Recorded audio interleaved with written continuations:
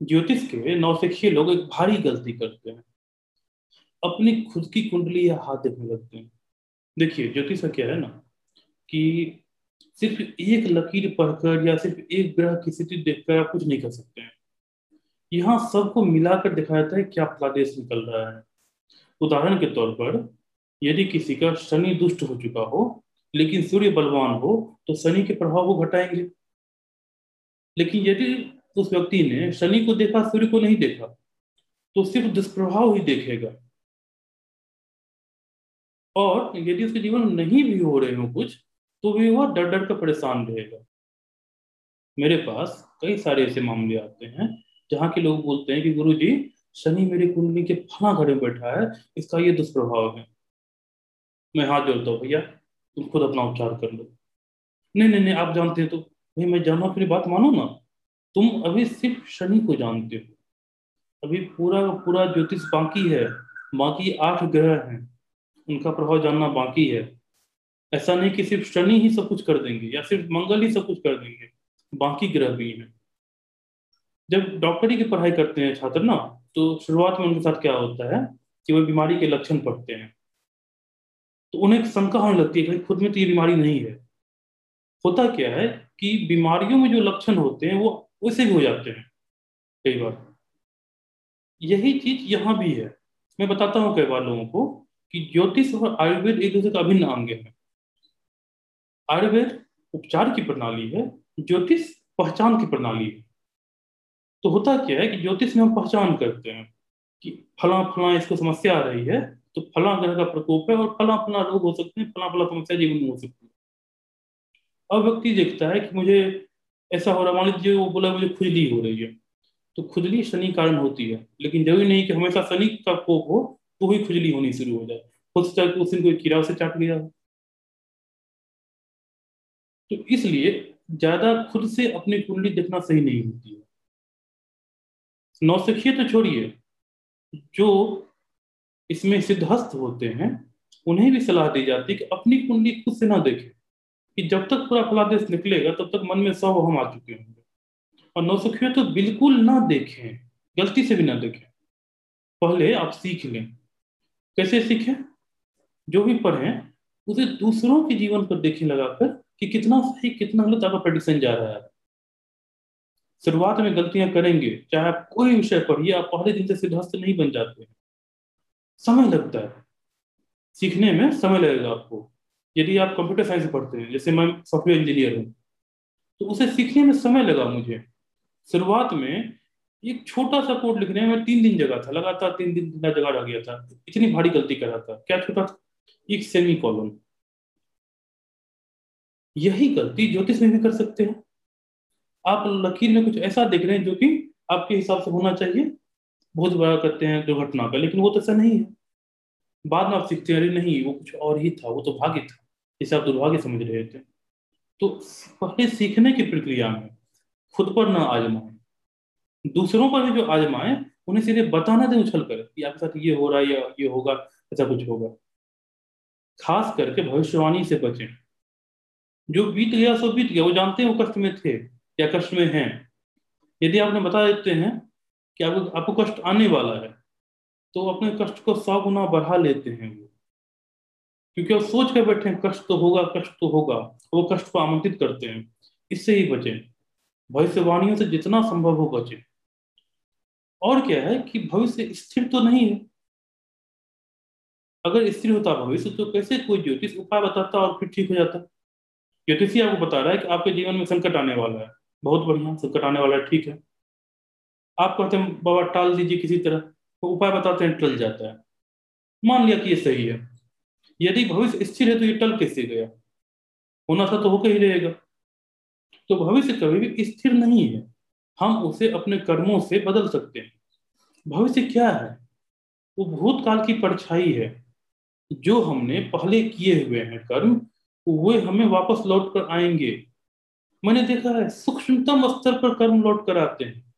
यदि आपने कभी किसी का मजाक उड़ाया होगा, तो बिल्कुल उसी तरह कभी कोई आपका मजाक उड़ा के चला जाएगा। ये भूत में जो आपने किया है वही भविष्य में होगा। तो भविष्य सुधारना तो वर्तमान को सही करना शुरू कर दीजिए। जब कर्म सुधरने लगेंगे तो फल भी सुधरने लगेंगे। भूतकाल कर्म था, भविष्य काल फल होगा। बहुत सीधा सिद्धांत है। तो भविष्यवाणी से बचें। भविष्य में आपको खतरे दिख सकते हैं कि इस बंदे ने ऐसे कर्म किए हैं तो इसको ऐसे फल मिलने वाले हैं। आप उसे सलाह दे सकते हैं कि आप ऐसे ऐसे कर्म करिए, ये उपाय करिए, तो सुधरेंगे। अभी सुबह मेरी बात एक मेरे जातक से हो रही थी कि उन्होंने पिछले 1.5 महीने में उपाय शुरू किए और समस्याएं दूर होनी शुरू हो गई। कैसे हो गई? उन्होंने गलतियां की थी, मैंने उन्हें गलतियां नहीं बताई कि आपने क्या गलतियां की थी। मैंने उन्हें उपाय बता दिया, आप ये सब काम कीजिए, सही होने लगेगा। तो उनके जो कर्म थे जो उनको हानि पहुंचा रहे थे, उसकी बजाय उनके अब जो कर्म हो रहे हैं जो उनको लाभ पहुंचा रहे हैं। सीधा सिद्धांत है, यहाँ कोई चमत्कार नहीं है। तो इसलिए भविष्यवाणी से बचें। यदि आप भविष्यवाणी कर देते हैं तो फिर आप उपाय नहीं कर सकते। भविष्यवाणी जब भी करते हैं तो एक ये बात भी ध्यान रखें कि निश्चित नहीं है। यदि आप किसी को कहते हैं कि उसे लड़का होगा या लड़की होगा, यदि आप किसी को कहते हैं कि अगले साल उसको बच्चा हो जाएगा, यदि उसने गर्भ निरोधक उपाय आजमा लिए तो नहीं होंगे। तो ध्यान रखना इस चीज को कि हमेशा भविष्य एक ये है, भविष्य डामाडोल है, भविष्य स्थिर नहीं हुआ है। तो भविष्यवाणी से ही बचे। और हमेशा ध्यान तो ये तो जरूर रखें कि नवशिक्षे अपनी कुंडली ना देखें और दूसरों की भी कुंडली या हाथ देखें तो हठात फलादेश ना बता दें। अभी सीखें, आप उनसे पूछें कि क्या आपके जीवन में ऐसा ऐसा भी कुछ हुआ है। अगर हाँ हुआ है तो आप उस बात को नोट कर लें, चाहे कॉपी में चाहे दिमाग में नोट कर लें कि हाँ इस फल इस ग्रह के फल से ऐसा होता है। कि हठात ये ना बता दें कि आपकी उम्र इतनी है, आप बीमार पड़ने वाले हैं, आप बीमार पड़ेंगे। ये सब ना करें। बिल्कुल सावधान रहें इस मामले में। ज्योतिषी को संभल कर बोलना चाहिए, क्योंकि आप जितना संभल कर बोलेंगे आपकी वाणी का उतना महत्व होगा। आप सिर्फ एक फलादेश दीजिए लेकिन सटीक हो। एक उपाय बताइए लेकिन कारगर हो। बहुत सारी चीजें नहीं बोलनी है। न सामने वाला जानना चाहता है, न उसके पास उतनी फुर्सत है। यदि कोई ज्योतिषी सबसे बड़ी गलती कर सकता है तो वह यह है कि अपने जातक को बताता फिरे कि इस ग्रह से ये प्रभाव हो रहे हैं, इस ग्रह से ये प्रभाव। आप अपने काम के लिए नोट कर लीजिए फला ग्रह से क्या हो रहे हैं। जातक को उतना एक्सप्लेन मत करिए, आप उतने विस्तार में मत जाइए कि मंगल आप पर हावी है इसलिए क्रोध हो रहा है, मंगल के ये प्रभाव होते हैं, उनमें से आप ये प्रभाव पर हो रहा है, ये बच गए हैं, ये हो रहे। मत जाइए इसमें। यदि आप डॉक्टर के पास जाते हैं, डॉक्टर से आप पूछते हैं कि आपके शरीर में कौन सा रसायन खराबी कर रहा है, किस अंग में क्या खराबी हुई है, कौन सा गांठ बनाया, गांठ के अंदर में क्या है। नहीं, आपके पास इतनी फुर्सत भी नहीं है, इतनी समझ भी नहीं है। ठीक इसी तरह ज्योतिष के जो जातक होते हैं उनको भी ना इतनी फुर्सत है ना इतनी समझ है। ये जो ग्रह नक्षत्र बाकी सारी बातें हैं, ये ज्योतिषियों की अपनी भाषा है। जातक को उनकी भाषा में समझाएं। जातक यह जानना चाहता है कि उसके पेट में गड़बड़ी चल रही है, हो गया। ये आपको जानना है कि पेट में गड़बड़ी चंद्रमा की वजह से है या शनि की वजह से है। ये उसको नहीं जानना। उसे उसे आप उपाय बता दीजिए कि हाँ भाई तुम्हारे पेट में गड़बड़ी है, तुम दही खाओ या दूध खाओ, किससे ठीक होगा। आप उसे ये ना बताएं कि चंद्रमा है, चंद्रमा का ये प्रभाव होता है, नहीं जरूरत है उसे जानने की। तो हमेशा ध्यान रखें, ज्यादा एक्सप्लेन ना करें जब तक जातक विषय से जानना न चाहे। यदि जातक जानना चाहे तो समझ जाइए कि वो जातक नहीं है, वो ज्योतिष ही है। वो आपकी परीक्षा ले रहा है। उसे अलग से बुलाइए और समझाइए कि हाँ कहाँ से क्या प्रभाव है। साथ साथ कीजिए, समझ में आएगा कहाँ आप गलत है कहाँ वो सही है। उससे भी सीखने को मिलेगा। हो सकता है कि हम भी गलती कर रहे हैं, आप भी गलती कर रहे हैं। कोई भी कभी परफेक्ट नहीं होता है। डॉक्टर 6 साल पढ़ते हैं कम से कम, उसके बाद भी वो रोज सीखते रहते हैं। ज्योतिष के साथ भी यही होता है, ज्योतिषी भी हर रोज नया कुछ सीखते रहते हैं। मैं हर हाथ से कुछ नया सीखता जाता हूँ। रेखाएं मुझे समझाती हैं कि नहीं देखो, ये ऐसा नहीं, ये ऐसा है। ये नई रेखा देखी ना, इसका ये मतलब है। रेखाएं मुझे समझाती है आकर के। तो हर रोज आपको सीखना पड़ता है। जिस दिन आपने सीखना बंद कर दिया उस दिन आप खत्म। तो ध्यान रखना है हमेशा कि जातक को बहुत ज्यादा जागरण में ना ले जाएं। कुछ ऐसी बात ना करें तो उसके ऊपर से निकल जाए। जातक कहते हैं राहु केतु, राहु खराब है। भैया उसको क्या पता राहु खराब होने से क्या होता है?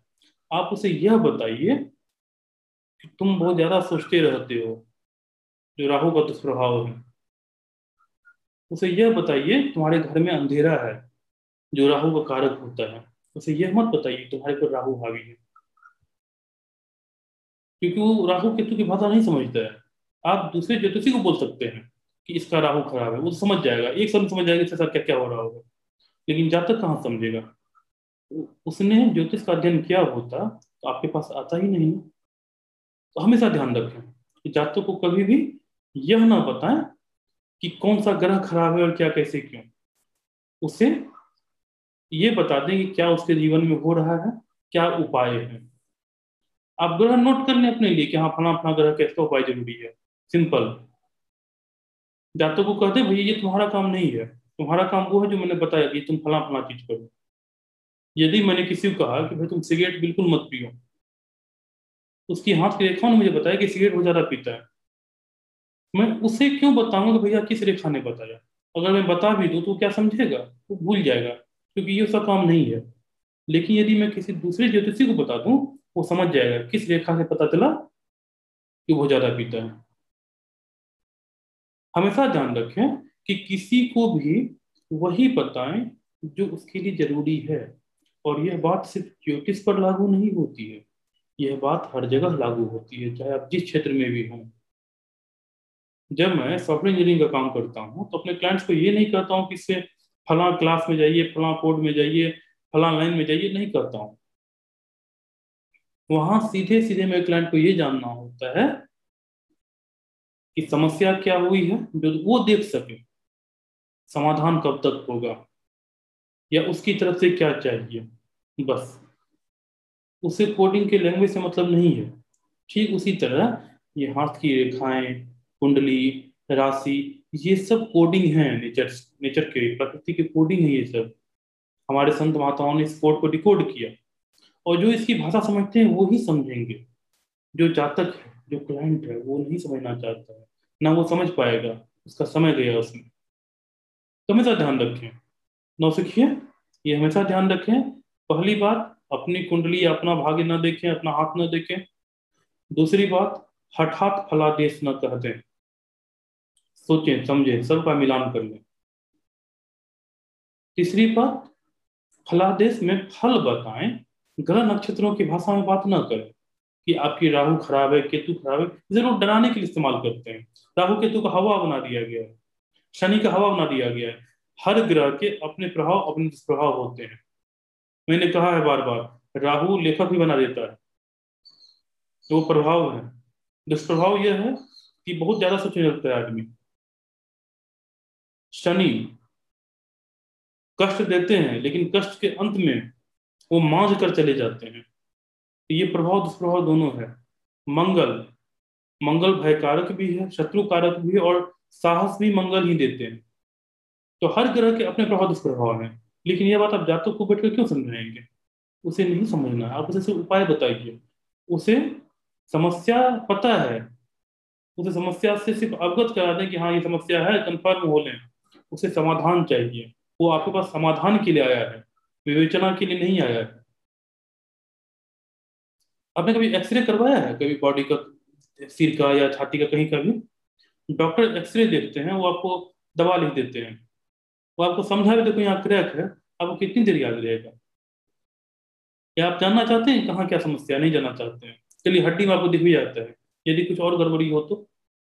साइनस का एक्सरे होता है, आप देखकर कभी नहीं समझ सकते हैं कि वो साइनस वाकई में उसका कहते हैं फुला हुआ है कि नहीं फुला हुआ है। डॉक्टर एक बार रखेंगे समझ जाएंगे, आपको बार बार दिखाएंगे आप नहीं समझिए, क्योंकि आपका फील्ड ही नहीं है वो। अगर आपका फील्ड है तो ही आप समझेंगे। ठीक यही बात ज्योतिष में भी है। जातक को वही कहें जो वो समझता है। उसका फील्ड क्या है? उसे शरीर में दिक्कत हो रही है, उसके जोड़ों में दर्द हो रहा है, उसके पेट में गड़बड़ी है, उसके नाखून में चोट लग रहा है, उसके काम बिगड़ रहे हैं, उसे डर लग रहा है, गुस्सा आ रहा है, सिर में दर्द हो रहा है, परिवार में समस्याएं चल रही हैं। ये सब उसे समझ में आता है। उसे ये समझ में नहीं आता है कि चंद्रमा खराब है, राहु खराब है, मंगल खराब है। उसे समझ में बिल्कुल नहीं आता है, वो समझाना भी नहीं है उसे। तो हमेशा ध्यान रखें इस बात का भी। चलिए, मैं फिर आपसे किसी वीडियो में मिलता हूँ। आप अपने जो भी सवाल हो उसे कमेंट में जरूर डाल दें, और हमारे चैनल को लाइक, सब्सक्राइब और शेयर जरूर करें।